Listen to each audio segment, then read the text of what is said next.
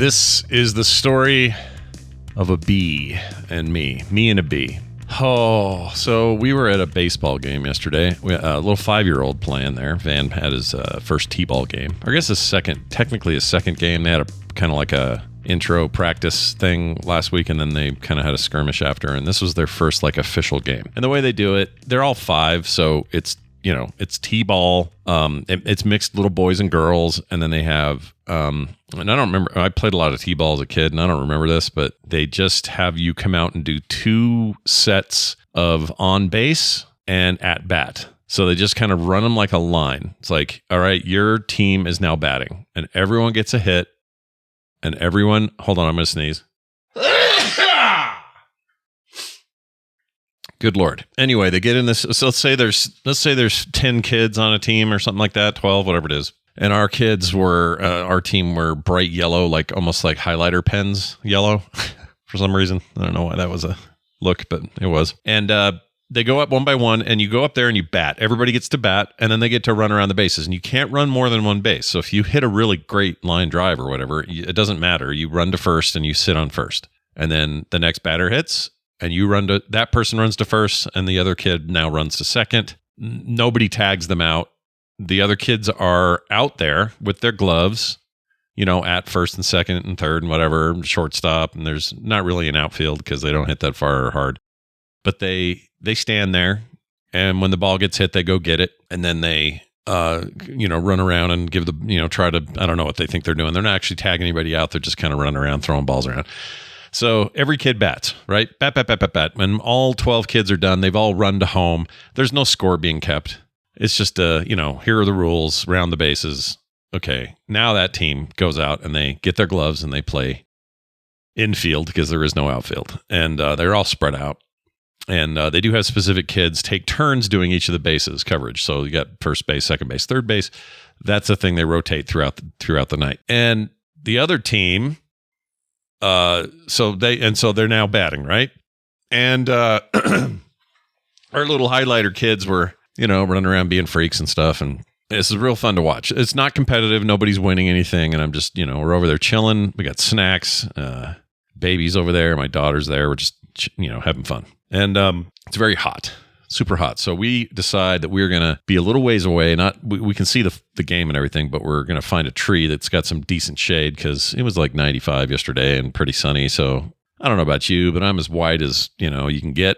I'm like paper, and the sun and I are not the best of friends sometimes. I'll burn very easily. Even when I like get on the SPF 9000 or whatever, I still burn like a freak. So we're over there under this tree, and here's where the bee comes in. So we're chilling, and I hear some buzzing. So I know there's bees. This is their domain. They were here before us, right? I hear this bee. I don't see it, but I hear it. And that's fine. I'm willing to just leave bees alone if they'll leave me alone.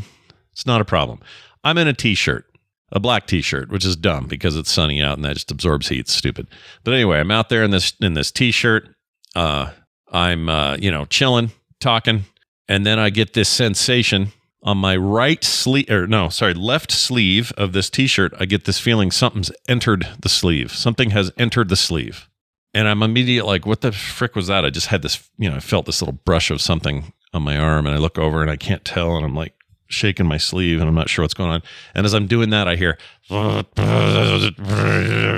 and I feel this thing moving around almost like a little feather inside my shirt. And it is I can feel it moving from my arm down to my side and my ribs. And like now it's like kind of in front. I know it's in there. So I panic like a freak, like who panics? I can't think of a good panic. George Costanza running out of the bathroom yelling Vandalay Industries. Say Vandalay, like that. I'm freaking out and going, shaking my shirt and just shaking it and all this stuff. And I'm thinking, oh no, I'm starting to have a flashback. When I was 8 years old, I got stung by the same hornet like 10 times because its stinger wouldn't come out, and it was in my shirt, and it just kept stinging me while I was out riding my big wheel. And my mom came running out, and she yanked my shirt off, and I'd been stung all these times, and I'm just, crying and stuff. And she shakes the shirt out. She's like, okay, I think he's gone. And I wasn't allergic or anything. So, it was going to be okay. Put the shirt back on. getting ready to, decide if I'm going to play or go in or what I'm going to do. And then a thing stings me like 3 more times before its stinger comes out because it was still in the shirt. It didn't get shaken out. So I'm having that flashback. Ironically, right around the time I was also playing T-ball was when that flash, is what I'm flashing back to. And that may have been a green machine and not a straight up big wheel. Y'all remember those? We got any Gen Xers in the house? Y'all know what I'm saying? Anyway, so I'm losing it. And the bee proceeds to, and I can hear it buzz and move. And I'm also kind of weirdly, I'm hearing it in stereo. This is weird to say, but it's like surround sound. I feel it starting on this left side, moving to the right, and I can hear it doing that, making the horrible buzz sounds as it's making its way. And in my head, I'm actually noticing that it's kind of like cool Dolby surround. Like it's starting my left ear and moves over to my right. I would recreate this here if I had time, but I don't.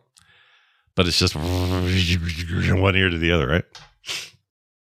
And anyway, when I'm at the peak of panic and losing my freaking mind, I'm about to, in public, in front of a bunch of other parents and kids and the teams and everybody for all to see in this big multi-diamond park, this park up in Draper where it's like tons of baseball diamonds where they do, little kid baseball. I'm about to just take my shirt off and be half naked man out there screaming and freaking out because there's a damn bee or hornet or yellow jacket or some nightmare has glommed onto my personage, right? I'm that close. I'm just like, I don't care. Shirt's coming off. Call the cops. I don't care. This is happening. And right as I do that, the bee has stereoscopically gone from my left all the way to my right and exited the exact same place in the sleeve that it entered on the left side and now exits on the right side and takes off. No sting, no aftermath of any sort, no residual bee leavings, whatever that would even be. I don't even know what you'd do if you were a bee. What would you leave? And it flew fine, so I didn't hurt it. I didn't, damage its wings or hinder its ability to fly. And that was it. The whole thing probably took 6 seconds. It felt like 4 days and 2 hours, 14 minutes, 84 seconds. It felt like a long time that I had to deal with this thing. And, I really hated it. I don't want to, I understand the bees matter. Even hornets and mean bees are, the meaner form of stinger-based insectoids. They're part of the ecosystem. Somebody somewhere needs them. Something somewhere survives because of hornets and bees and yellow jackets and the whatnots. The only ones I don't think I trust at all and have zero reason to exist are those big fat Japanese ones. Those huge hornets that you can only hold like one in a hand. They're like the size of a ballpark frank. Those bees, freaking F those things, dude. That is, but what are we even doing there? That's some future Godzilla movie villain, Beethra or whatever, some giant bee that's going to fight Godzilla that'll just keep growing. Do not mess with those. Oh my gosh, I didn't even think about it. They're in Japan. That's where Godzilla goes to to destroy Tokyo over 5 minutes. So why do you want that? You don't want that. So anyway, what I'm saying is I understand these things are part of the ecosystem. I am willing to respect them. All right, right now we got a hornet's nest in the backyard up on the roof. We're going to have to figure out how to get rid of it. If I could, I'd go up there and gently scoop it into my caring hands and take it off somewhere where it can be free, and live its little life with its internal bee society. They could just all go do their thing. But it's not within my skill set or purview to do that. So they're coming down. I think we're getting the big raid can. We're going to do the projectile squirt. That's a good title for today's show. I think we're going to call it Projectile Squirt. Yeah, I like that a lot. I'm going to write it down. Projectile squirt.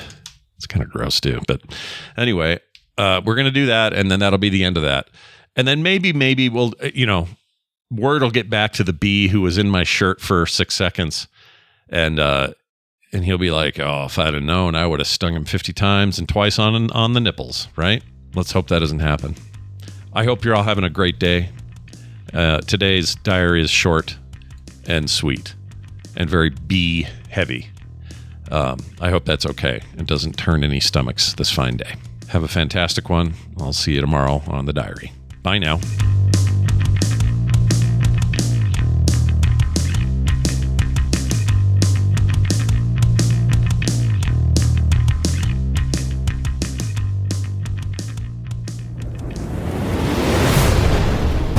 This show is part of the Frog Pants Network.